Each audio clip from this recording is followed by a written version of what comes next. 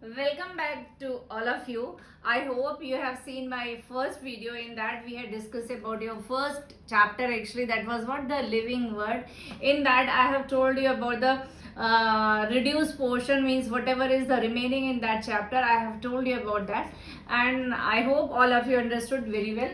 Now we are with the second chapter of your syllabus, that is what biological classification, right? So what we are going to study in this chapter, that is what actually the need of classification. So that is the first topic. In that we are going to discuss what is the need of this classification, right? Second thing that we are going to discuss, what is that? Types of classification, right? Then we are going to discuss in the types of classification we are going to discuss the different step by step. There was a gradual, you can say, evolution of the different classification.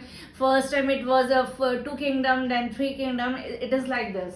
After that we are going to discuss the individual kingdom, means the whatever current classification we are following, all the kingdoms we are going to discuss one by one in this chapter. So we will start with the kingdom Monera. That is your first kingdom, kingdom Monera. Then kingdom Protista. Then kingdom Fungi. Then kingdom Plantae. And last one is the kingdom Animalia. So we are going to discuss individual kingdom one by one in this chapter with the characteristics, examples, why they are, why the organism in these kingdoms are going to keep separately. So we are going to discuss all the things in this chapter. So this is actually a checklist of this chapter. Now first thing is that what is the need of classification, right? So classification needs is, now you know very well, if you talk about the evolved organism, of the type of organisms that we are having in this universe, it is almost 8 to 10 millions, right? And still there are the number of organisms, those who are not yet discovered, right? And if we want to study, if we want to know about all the organisms that are discovered or that are present to surrounding to us, so it is not possible or it is not feasible for us to study them separately, right? So there was a need to categorize all the living organism into a different category. So by that there are the general characters. Okay, for example, if we are saying, okay, this is a plant, so how we are saying that these are the plants? So they are the general characters, means they cannot move, they have a cell wall, respiration process is different, their mode of nutrition is autotrophic. So there are the few characters. On the basis of that we are saying, okay, these are the plants. With the animals there are the certain characters. Again, in the animals we are going to talk about the separate type of organism, type of animals present in the animalia. Same with the plants. So it was the easy way actually to study or to understand the all organism by a certain category. So that was the need actually, right?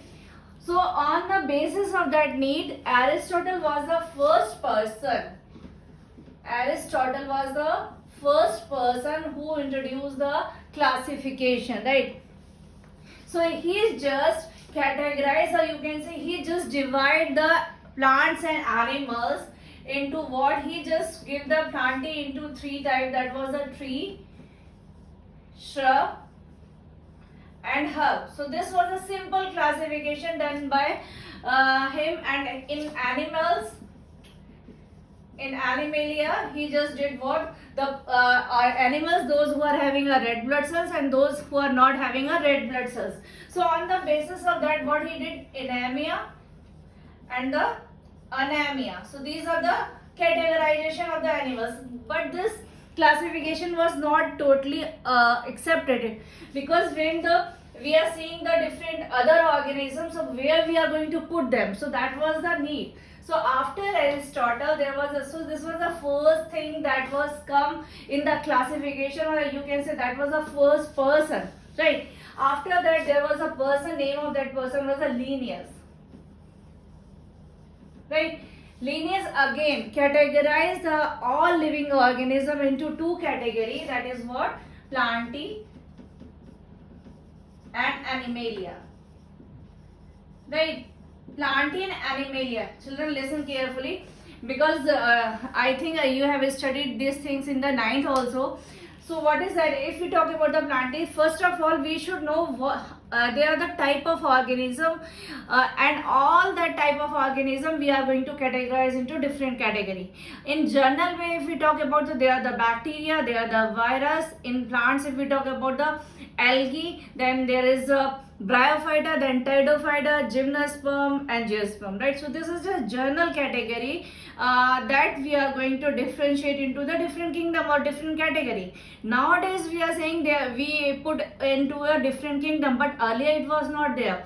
There was no kingdom, there was just separate category by the different scientists or by the different persons. They were saying, okay, these are the characters, on the basis of that we are keeping in this into this group, and we are keeping these are into the different groups. So this was a criteria in earlier time. So in Plantae, what Linnaeus did, he just put all the bacteria, then algae, fungi, bryophyte, right, then pteridophyte,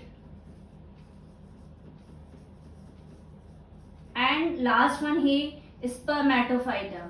So these are the few type of known category of the plants during the Linnaeus time, and he just kept all these category into the Plantae, right? Same with the Animalia. If you remember, in Animalia you have studied in ninth also. There was what we have started, if you remember, with the Porifera. There was the first kingdom was the Porifera, then Nematoda, then Coelenterata, then Platyhelminthes, then Annelida, Arthropoda, Mollusca, then Echinodermata, then Chordata, non-chordata. So all the categories, what he did, he just put all the things into the Animalia. So it was a Linnaeus classification. For a long period it was accepted, but there was a certain demerits of this classification. If we talk about nowadays plants, so plants is having an entirely different type of characters. But when we talk about the bacteria, either we cannot keep bacteria into the plant as well as into the animals. We cannot keep bacteria in the Plantae and Animalia. So why Linnaeus had put this bacteria into the Plantae group? So this was a criticism against this classification, right?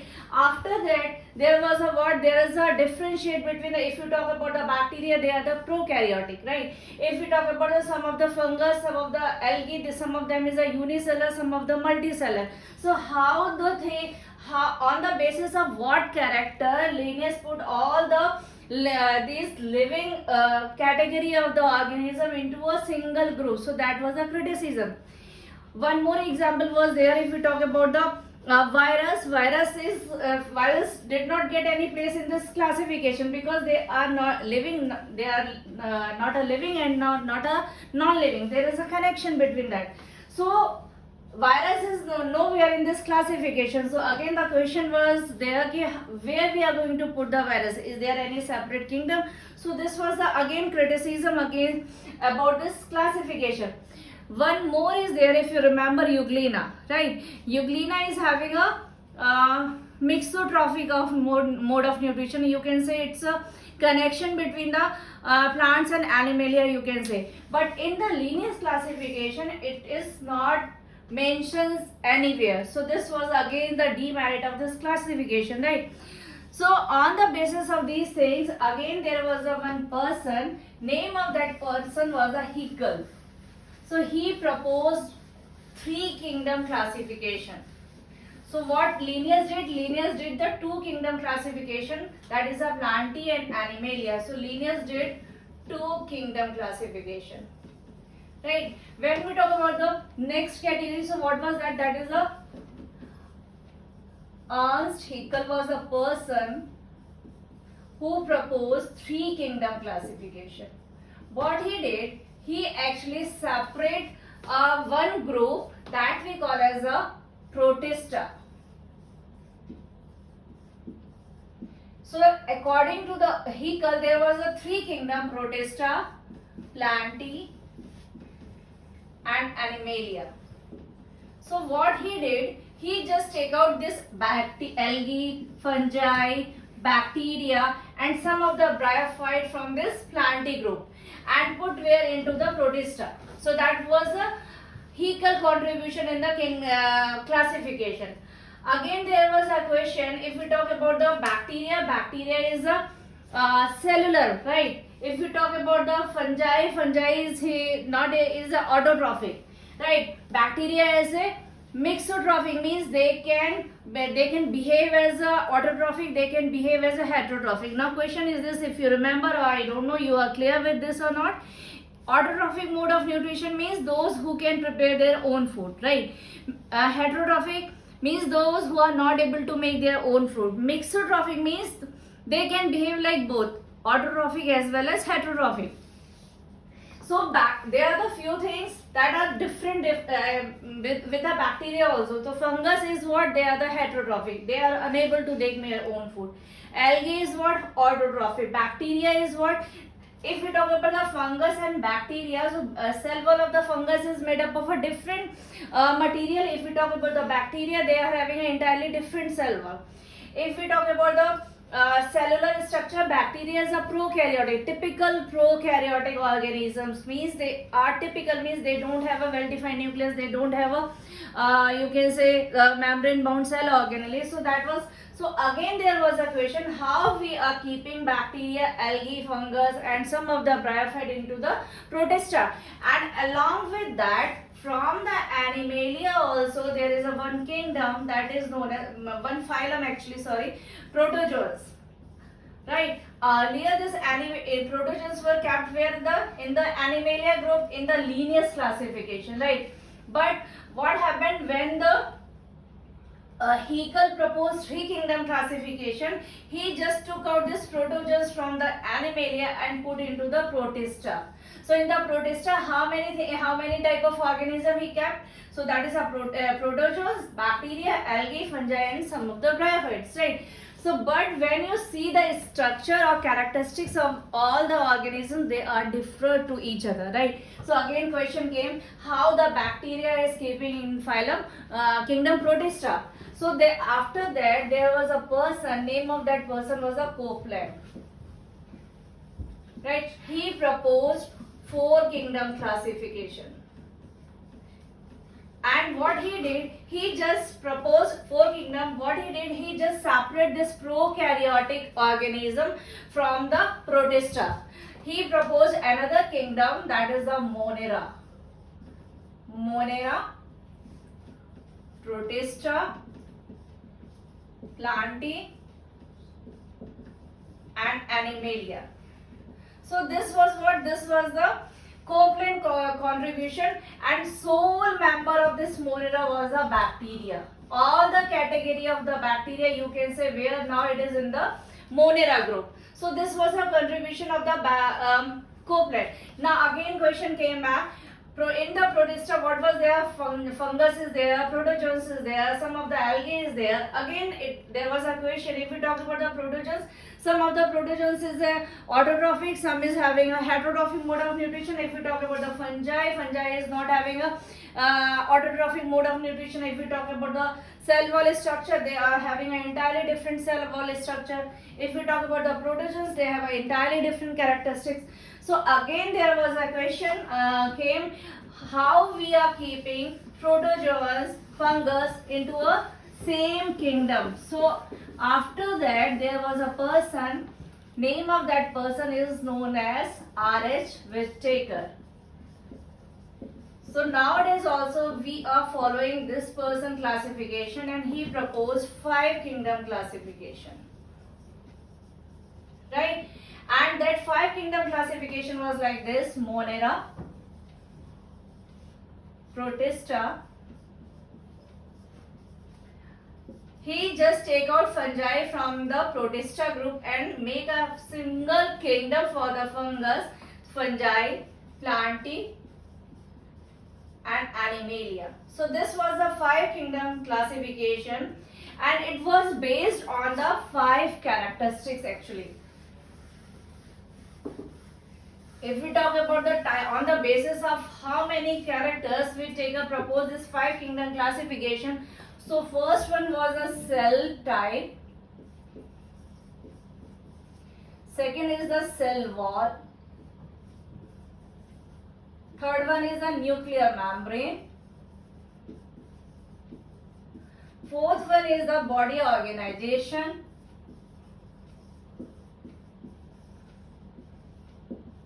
And fifth one is the mode of nutrition. Right? So on the basis of these 5 characteristics, Whittaker proposed this 5 kingdom classification, and still it is accepted. Most widely accepted classification is the Whittaker classification.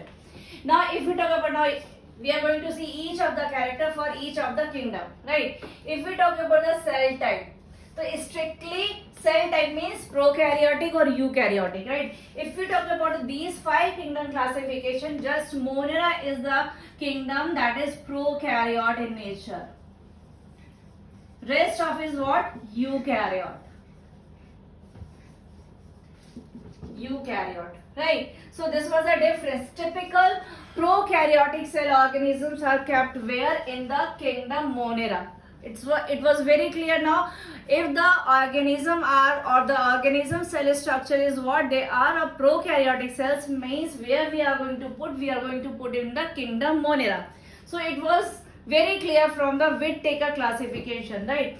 Now if we talk about the cell wall, right? Cell wall is present or cell wall is absent, right? If cell wall is present, we know very well cell wall is made up of a cellulose, right? If we talk about the plant and animal difference, what we are going to differentiate in the cell of the plant and animal, plants are having a cell wall and it is made up of a cellulose. Animal cell don't have a cell wall, right? So basically, or you can say commonly, cell wall is made up of a cellulose, right? But when we talk about this kingdom classification, separate kingdom, so if we talk about the Monera, means bacteria, cell wall is what? Cell wall is present. So second characteristic, cell wall is present. I am just putting plus sign over here, right? Cell wall is present, but it is not made up of cellulose. It is made up of what? It is made up of some of the polysaccharides, right, and some of the amino acids. So composition of the cell wall is a little bit different in case of Monera, right? If we talk about the prokaryote, protista, some of them is having a cell wall and some of them is not having. So it depends on the separate organism to organism what type of cell wall they are having. If we talk about, so in case of protista, what is there? Some is having or some is not having, right? If we talk about the fungus, right, fungi kingdom, cell wall is truly present, but it is made up of what? A different, entirely different substance that we call as a chitin. If we talk about the plants, yeah, very true, cell wall is present, but it is made up of what? It is made up of cellulose is a principal or basic cell wall material. Other than that, there is a combination of a different substance with the cell wall according to the you can say category or the group of the plantae, but principally or the basic component of the cell wall is a cellulose. After that, if we talk about the Animalia, in Animalia kingdom, cell wall is entirely absent. So this was the second characteristics. On the basis of that, classification was done by the Whittaker. Now come to the third point, that is the nuclear membrane, right? If we talk about the nuclear membrane, so you know very well, this is a characteristic feature of the eukaryotic cell, right? So it is very clear from this. If we talk about this third characteristic, so nuclear membrane is what? Nuclear membrane is absent. Where? In just kingdom Monera. Other than that, in rest of the kingdom, it is present. So nuclear membrane is present in all the kingdom except where? Except the kingdom Monera. Now come to the body organization. What is that? Body organization means whether they are made up, they are unicellular, they are made up of a single cell. Body organization means they are made up of a cell, they are made up of a multi-cell, means they are made up of more than one cell, they are made up of tissues, they are made up of an organ or an organ system. So it is like that. On the basis of that, body organization means, so in case of Monera, what is that? In case of Monera, body organization is what? Single cell, right? If we talk about the protista, they are multicellular or loose tissue organization. If we talk about the fungi, fungus is having what? They are multicellular. If we talk about the plant, they are having a organ, right? Or the tissue organization. Right. If we talk about the animalia, in animalia, from the starting, if we talk about the porifera, so porifera is what? Just a cellular level. If we go to the coelenterata, they have a tissue level. If we go to the other higher organism, they have an organ. If again we go to the mode, they are having an organ system. So all the kind of body organization is present where? In the animalia, right? So if we talk about this category, body organization, is strictly Monera is a single cellular. If we talk about the protista also, you can say they are, most of them is what? Most of them is made up of a single cell or a loose cell instead of multicellular structure. But fungi, they are multicellular, they may be a loose tissue, loose cell combination is there. Now come to the most important thing, fifth point for the basis of classification, that was what? That was a mode of nutrition. Now listen very carefully. If we talk about the Monera, means we are talking about the bacteria, right? So in case of, I am writing over here for one by one for each of the classified kingdom. First one is the kingdom Monera, right? In the Monera. Monera is having a what? They are having a both kind of mode of nutrition, that is a autotrophic as well as heterotrophic mode of nutrition, right? But what is there? In case of autotrophic, they have a both kind, means they have a chemoautotrophic as well as photoautotrophic mode of nutrition, means they can synthesize their food in the presence of chemical, or they can prepare their food in the sunlight also. Heterotrophic means they may be what? They may be parasitic, right? They may be saprophytic. So this is mode of nutrition where in the kingdom Monera. When we talk about the protista, so what is there? They are autotrophic as well as heterotrophic. But in case of autotrophic, just their mode of nutrition is what? Photoautotrophic. They don't have a chemoautotrophic. Heterotrophic mode of nutrition is very simple in the protista. Now come to the fungi. Strictly what they are? They are heterotrophic because they are unable to make their food. And heterotrophic also, what is there? If we talk about the heterotrophic mode of nutrition in case of fungus, so strictly what they are parasitic or they are saprophytic. If you remember, if we talk about the decomposers, we used to give the two example only, that is the bacteria and the fungus.